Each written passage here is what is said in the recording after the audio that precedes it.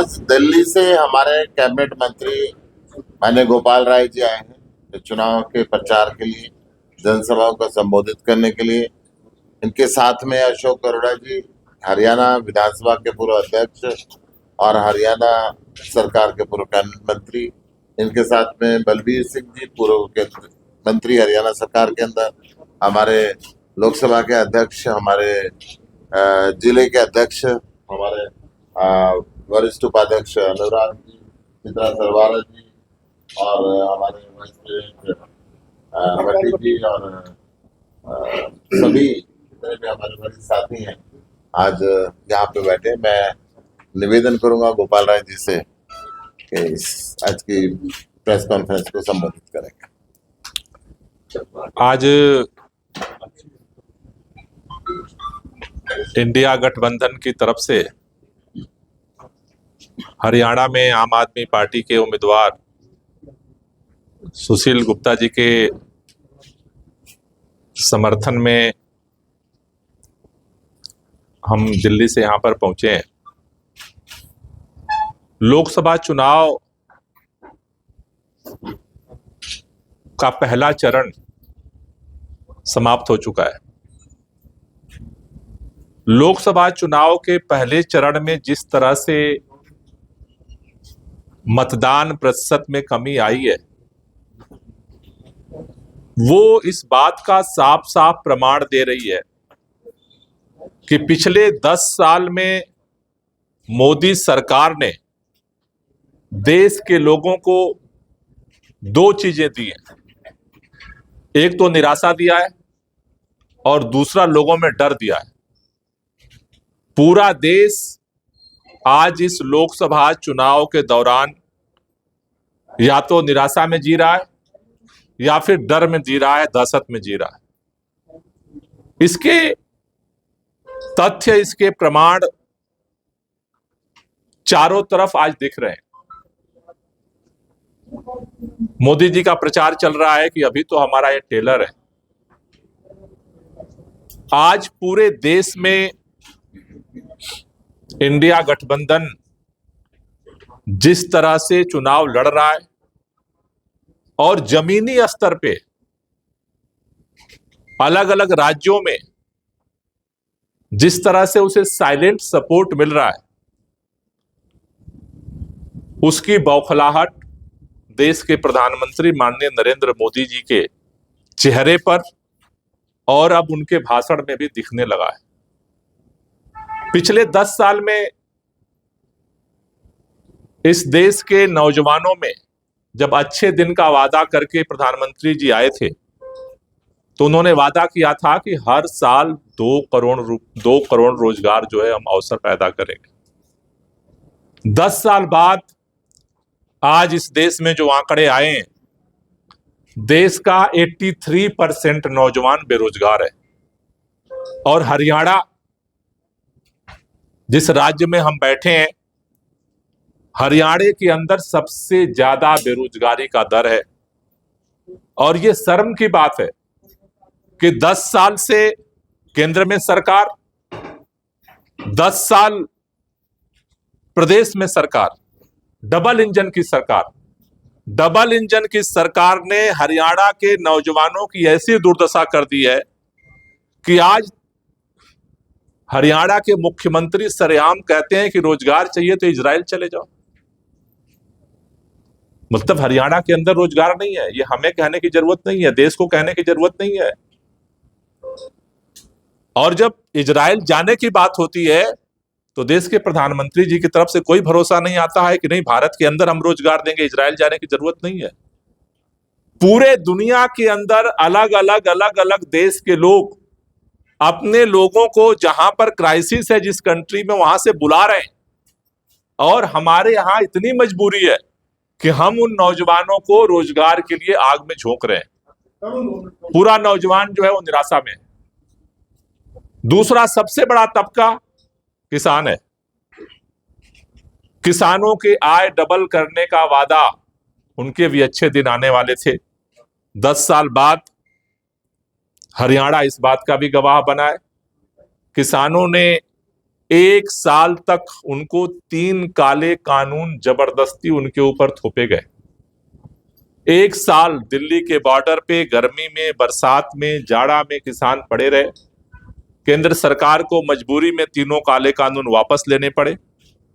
मोदी सरकार ने यह वादा किया था कि हम एमएसपी को कानूनी गारंटी देंगे। किसान इंतजार करते रहे।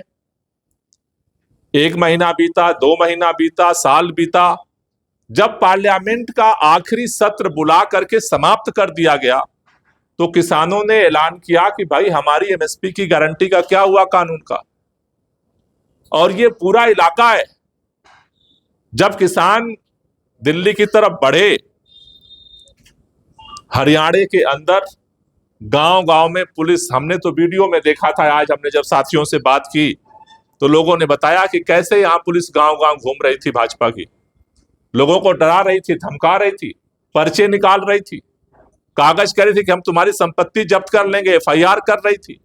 पूरे किसानों को एमएसपी की तो गारंटी नहीं मिली, लेकिन अंबाला से लेकर के और इस पूरे रोड पर कुरुक्षेत्र में सबसे ज्यादा, इस पूरे जो बॉर्डर का इलाका है, शायद हर गांव में पर्चे पहुंच गए। लोगों से कहा गया कि पेट्रोल मत दो ट्रैक्टर के लिए।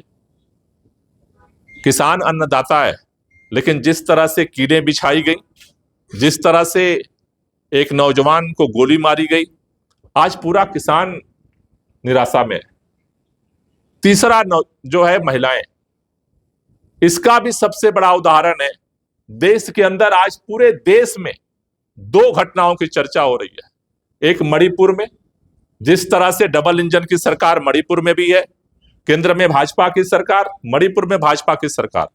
वहां पे डबल इंजन की सरकार ने जिस तरह से उस सरकार के अंदर निर्वस्त्र करके महिलाओं को घुमाया गया, जिस तरह से वहां पर अत्याचार हुआ, और आज तक भारतीय जनता पार्टी के किसी नेता की हिम्मत नहीं हुई कि वहां के मुख्यमंत्री से एक बार इस्तीफा भी मांगे। दूसरी तरफ हरियाणा की बेटियों को जिस तरह से इस सरकार ने बेइज्जत किया, वो खिलाड़ी अपने घर की नहीं थी, पूरे देश का नाम उन्होंने दुनिया में जाकर के रोशन किया था।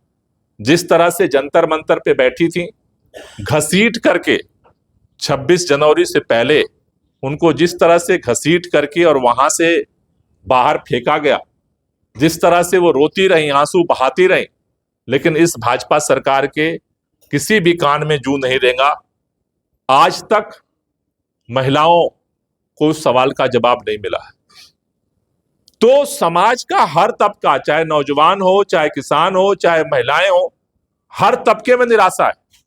मजदूरों को जिस तरह से नया अधिकार तो नहीं मिला, लेकिन जो भी कानूनी अधिकार थे संवैधानिक, उन सारे कानूनों को काट करके केवल 4 कानून में सीमित कर दिया गया। आज वो अपनी आवाज भी नहीं उठा सकते। तो ये जो निराशा का दौर है, इस निराशा के दौर में आज मोदी सरकार ने एक हथियार अपनाया है कि लोग काम के तो नाम पे हमें वोट नहीं दे सकते, तो डर पैदा करो। आज इस देश के अंदर जो डर है, वो डर व्यक्तिगत स्तर पर भी है। हमें लोगों ने अभी बताया कि इस कुरुक्षेत्र के अंदर भी व्यापारी हैं, कह रहे हम आपकी बैठक नहीं करा सकते, वोट जरूर देंगे। क्यों नहीं करा सकते? क्योंकि डर है कि आज अगर वो खुलेआम अगर बैठक कराते हैं, इंडिया गठबंधन की अपोजिशन के लोगों की बैठक कराते हैं, तो शायद उनके ऊपर कार्रवाई हो जाएगी। और जिस तरह से एक एक करके पिछले 10 साल में भारत के संविधान और भारत के लोकतंत्र को खत्म करने के लिए जो टेलर दिखाया है मोदी सरकार ने, शायद आज तक इतिहास में इस तरह की घटना नहीं घटित हुई। पार्लियामेंट है हमारे पास, लेकिन पहली बार ऐसा हुआ कि एक साथ 150 सांसदों को एक्सपेल कर दिया गया। सारा विपक्ष का सांसद संसद से बाहर है और सदन में कानून पास हो रहा है। ये मोदी सरकार के भविष्य के लोकतंत्र का टेलर है। चुनाव आयोग की नियुक्ति जो कमेटी करती है, उस नियुक्ति कमेटी में से अपोजिशन तो छोड़िए, सुप्रीम कोर्ट के चीफ जस्टिस को निकाल करके बाहर कर दिया गया, जिससे कि भाजपा का बहुमत हो, चुनाव आयोग हमारी मुट्ठी में रहे। ईडी, सीबीआई और आईटी का जो पूरा खेल चल रहा है, मेरे ख्याल से ये कुछ से छुपा नहीं है। और कुरुक्षेत्र तो आज सबसे ज्यादा देश के अंदर चर्चा में है कि किस तरह से जिस जिंदल साहब के ऊपर खुद प्रधानमंत्री जी कहते थे कोयला चोर है, आज वो उनका कोहिनूर बन गया है केवल ईडी के दम पर। ऐसे ही तमाम घटनाएं देश के अंदर हुई हैं, चाहे वो अजीत पवार का नाम लिया जा रहा है, 70,000 करोड़ों के घोटाले का जो है, मोदी जी कहते थे कि हमारी सरकार आने दो, इसको जेल की चक्की पीसिंग कराएंगे। आज वो उप मुख्यमंत्री बन गया भाजपा में आकर के। अशोक चौहान आज राज्यसभा का सांसद बन गया भाजपा में आकर के, आदर्श घोटाला गायब हो गया। हेमंत बिश्व शर्मा मुख्यमंत्री बन गया। तो पूरे देश के अंदर जिस तरह से एजेंसियों का दुरुपयोग करके सभी लोगों में दहशत पैदा किया जा रहा है, ये तानाशाही का दूसरा उदाहरण है। तीसरा, पूरे देश के अंदर भारतीय जनता पार्टी के अलावा जितनी भी चुनी हुई सरकारें हैं विपक्ष की, सारी सरकारों को या तो तोड़ा जा रहा है, या खरीदा जा रहा है, या तो डराया जा रहा है। पूरी तरह से हर सरकार को, और कुछ भी नहीं अगर मान रहा है कोई, तो जेल में डाला जा रहा है। आज दिल्ली के अंदर प्रचंड बहुमत से चुनी हुई सरकार के मुख्यमंत्री अरविंद केजरीवाल जेल के अंदर है, जिसके आरोप पर उनको जेल के अंदर उठाकर डाल दिया गया। ना कोई एफआईआर, ना कोई सबूत, ना कोई कन्विक्शन। चुना हुआ मुख्यमंत्री जेल के अंदर है, और जिसके आरोप के आधार पर है शरद रेड्डी, उससे 60 करोड़ रुपया लेकर के भारतीय जनता पार्टी ने उसे जमानत दिलवा दी। वो सरेआम घूम रहा है। पैसा दिया शरद रेड्डी ने शराब घोटाले के नाम पर, पैसा लिया भारतीय जनता पार्टी ने। आज ऑन रिकॉर्ड है, गृह मंत्री ने 3 दिन पहले उसे स्वीकार कर लिया कि मध्य प्रदेश की हमारी यूनिट ने पैसा लिया है। वो बाहर है, और चुना हुआ प्रचंड बहुमत, मेरे ख्याल से भारत के अंदर, भारत के इतिहास में आज तक 70 में से 67 सीट जीतने वाला कोई मुख्यमंत्री नहीं बना। इतनी प्रचंड बहुमत किसी को नहीं मिली। एक बार नहीं, 3 बार का मुख्यमंत्री जेल के अंदर है। और तानाशाही का आलम यह है कि आज अरविंद केजरीवाल की पत्नी, अरविंद केजरीवाल के बेटे, अरविंद केजरीवाल के माता पिता अरविंद केजरीवाल से ऐसे बैठ के बात नहीं कर सकते। शीशे की दीवार खड़ी कर दी गई। अभी ये सब जानते हैं, हरियाणा के अरविंद केजरीवाल रहने वाले हैं, तो उनको शुगर के पेशेंट हैं। गिरफ्तारी के बाद से कल तक उनको शुगर की दवा नहीं लेने दी गई।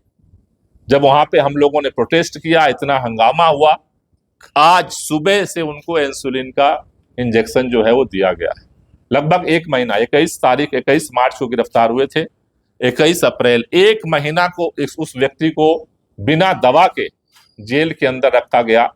तो ये जो तानाशाही का पूरा आलम है, वो इस बात को इंगित कर रहा है लोगों के अंदर। जिस तरह से भाजपा के नेता घूम घूम कह रहे हैं कि अगर हमारी सरकार आएगी तो अब हमें 272 का बहुमत नहीं चाहिए, हमें 400 का बहुमत चाहिए। और जाकर के छोटी छोटी मीटिंगों में कह रहे हैं कि 400 हमें इसलिए सीट चाहिए कि हमें संविधान बदलना है। संविधान बदलने का मतलब क्या है, आप समझते हो? संविधान बदलने का मतलब है कि इस देश के हर समाज, चाहे वो दलित समाज है, चाहे पिछड़ा समाज है, चाहे समाज के जितने लोगों के लिए इस संविधान में आरक्षण के माध्यम से अलग अलग महिलाओं के लिए, अलग अलग लोगों के लिए जो अवसर प्रदान किए गए, वो सारे खत्म होने वाले।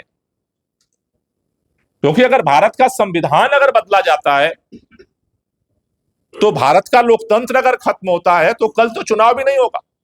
और ये बात सूरत के चुनाव में उन्होंने प्रूफ किया।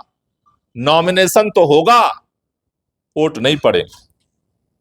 कल वो भी एक टेलर दिखाया है उन्होंने कि किस तरह से नॉमिनेशन के बाद वोट नहीं होगा, चुन लिए जाएंगे लोग। इसी संविधान के तहत जो है वो चुन लिए जाएंगे। संसद होगी लेकिन उनके मुट्ठी में होगी, चुनाव आयोग होगा लेकिन उनकी मुट्ठी में होगा, एजेंसियां होंगी लेकिन उनकी मुट्ठी में होगी, मीडिया होगा लेकिन उनकी मुट्ठी में होगा।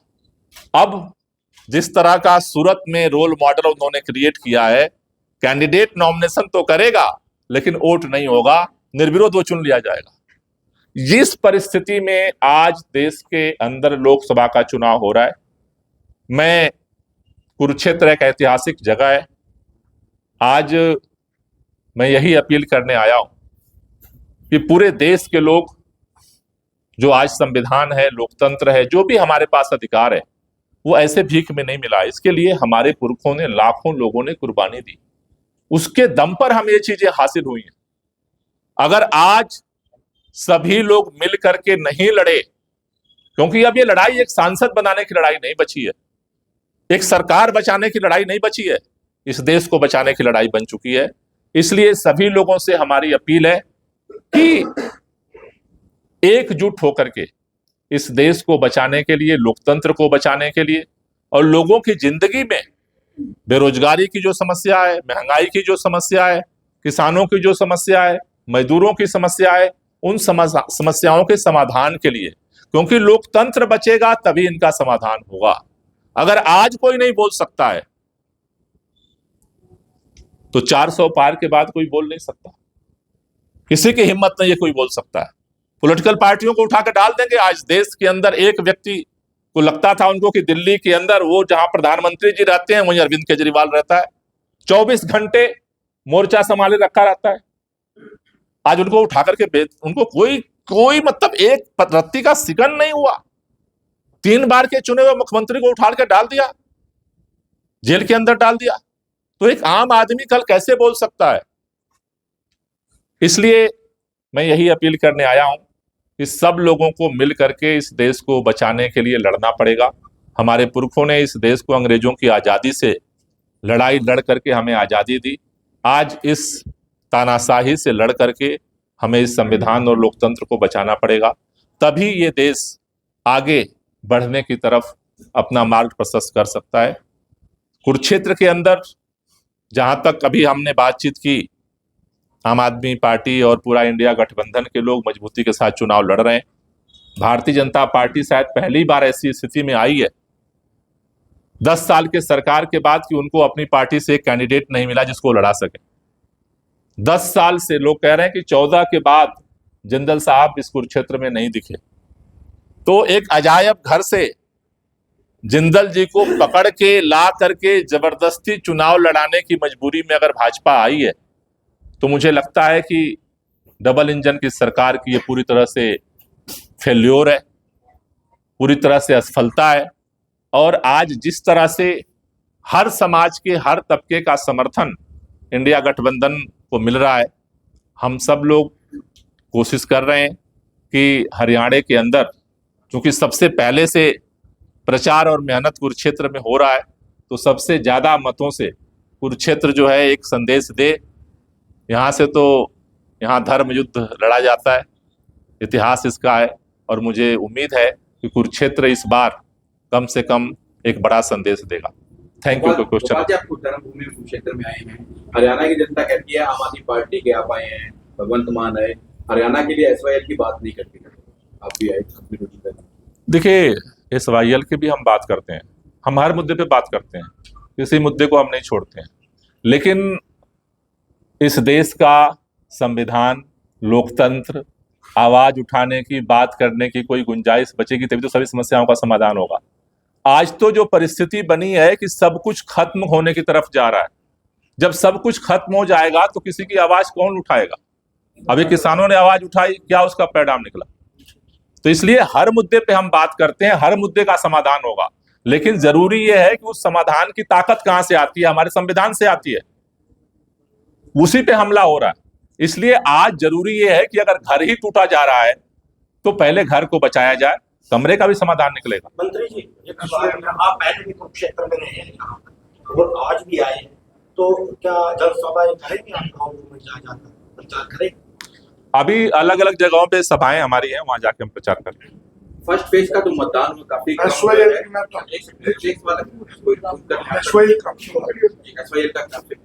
देखिए, SYL जो है हरियाणा प्रदेश की जीवन रेखा, और SYL का इशू ना तो पंजाब सरकार के पास है ना हरियाणा सरकार।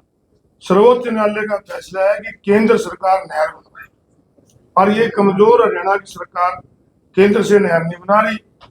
पंजाब के अपने इशू, हरियाणा के अपने इशू, पर नहर जब केंद्र सरकार ने बनानी है तो इस सरकार को केंद्र पे दबाव डाल के नहर बनवानी चाहिए। मंत्री जी, मेरा सवाल ये था, फर्स्ट फेज का मतदान हो चुका है, उसको लेकर वोटिंग काफी कम हुई है, उसको लेकर क्या मानते हैं जनता कहीं ना कहीं? नहीं, मैंने तो शुरुआत ही यहीं से की थी कि जनता मोदी सरकार से पूरी तरह निराश है। उसे कोई उम्मीद नहीं है कि हम वोट देंगे उससे क्या होगा। दूसरा, लोगों में दहशत है, लोगों में दहशत है। और उसका उदाहरण मैंने बताया कि कई लोग अपने कह रहे हैं हम वोट तो देंगे लेकिन घर पे मीटिंग नहीं कराएंगे। ये पहली बार स्थिति पैदा हुई है भाई, चुनाव आज से नहीं हो रहे हैं। लोग अपने जिसकी जो पसंद होती है, लोग मीटिंग कराते थे, लोग एक दूसरे के साथ काम करते थे, प्रचार करते थे। तो मोदी सरकार ने 10 साल में इस देश में निराशा और डर पैदा किया है, जिसकी वजह से ये मतदान कम हो रहे हैं। अरोड़ा जी, मेरा आपसे एक सवाल है